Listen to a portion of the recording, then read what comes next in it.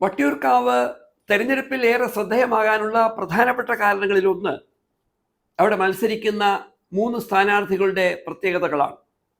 Shri K Muraleedharan 2011-ലും 2016-ലും വ്യക്തമായ ഭൂരിപക്ഷം നേടിയാണ് വട്ടിയൂർക്കാവിൻ്റെ MLA ആയി മാറിയതെങ്കിൽ ആ കാലത്ത് അദ്ദേഹം നടത്തിയിട്ടുള്ള ഇടപെടലുകൾ ആ പ്രദേശത്തെ ആളുകൾ നന്ദിയോടെ സ്മരിക്കും.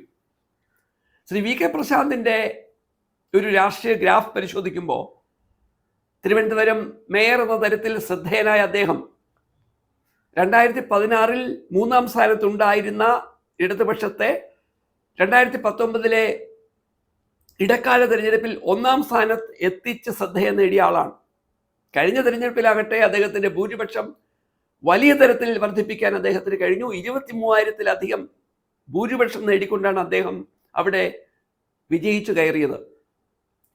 NDA സംബന്ധിച്ചിടത്തോളം അവിടെ മത്സരിക്കാൻ എത്തിയിട്ടുള്ള ആ ശ്രീലേഖ സംസ്ഥാനത്തെ ആദ്യ IPS ഉദ്യോഗസ്ഥ, ആദ്യത്തെ DGP എന്ന തരത്തിൽ വട്ടിയൂർക്കാവിനെ പോലെ നഗര സ്വഭാവമുള്ള മണ്ഡലത്തിൽ ജനങ്ങളെ വളരെ പെട്ടെന്ന് ആകർഷിക്കാൻ കഴിയും എന്നായിരുന്നു BJP ധരിച്ചതെങ്കിൽ ശ്രീമതി ശ്രീലേഖയുടെ ചില പ്രതികരണങ്ങൾ അതിന് അനുകൂലമായ സാഹചര്യങ്ങൾ അവിടെ ഉണ്ടാക്കിയിട്ടില്ല എന്നത് വസ്തുതയാണ്. വട്ടിയൂർക്കാവിലെ തെരഞ്ഞെടുപ്പ് ഫലം നമ്മൾ വിലയിരുത്താൻ ശ്രമിക്കുമ്പോൾ ഏറ്റവും ശ്രദ്ധേയമായ കാര്യം SIR-ലൂടെ വട്ടിയൂർക്കാവിൽ 42,500-ഓളം വോട്ടുകൾക്ക് കുറവുണ്ടായിട്ടുണ്ട്.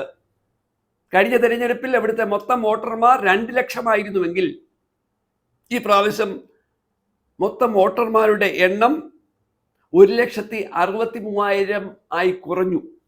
അതുകൊണ്ടാണ് ഈ തെരഞ്ഞെടുപ്പിൽ 76.91% വോട്ടിംഗ് ഉണ്ടായിട്ടും, എന്ന് പറഞ്ഞാൽ കഴിഞ്ഞ തെരഞ്ഞെടുപ്പിനേക്കാൾ 10%-ലധികം വർധനമുണ്ടായിട്ടും മൊത്തം വോട്ട് ചെയ്യാൻ എത്തിയ വോട്ടർമാരുടെ എണ്ണം 1,20,000 മാത്രമാണെന്ന് നമുക്ക് പറയേണ്ടി വരുന്നത്.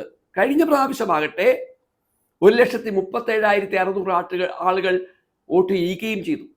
എന്തായാലും ഈ തെരഞ്ഞെടുപ്പിൽ യഥാർത്ഥത്തിലുള്ള മത്സരം LDF-ഉം UDF-ഉമായി വട്ടിയൂർക്കാവിൽ ചുരുങ്ങുമ്പോൾ അവിടെ ഒന്നുകിൽ ശ്രീ കെ മുരളീധരൻ, ഇല്ലെങ്കിൽ ശ്രീ വി കെ പ്രശാന്ത്, ഇവരിൽ ആർക്കെങ്കിലും ഒരാൾക്ക് ജയിച്ചു കയറണമെങ്കിൽ ഏറ്റവും കുറഞ്ഞത് അവർക്ക് 55,000 വോട്ടുകൾ ലഭിച്ചാൽ മാത്രമേ സാധ്യമാകൂ. വട്ടിയൂർക്കാവിൻ്റെ ചരിത്രത്തിൽ ഏറ്റവും അധികം വോട്ടുകൾ ഒരു പ്രാവശ്യം നേടിയത് വി കെ പ്രശാന്ത് ആയിരുന്നു. കഴിഞ്ഞ പ്രാവശ്യം അദ്ദേഹത്തിന് 61,000 വോട്ടുകൾ ലഭിച്ചു.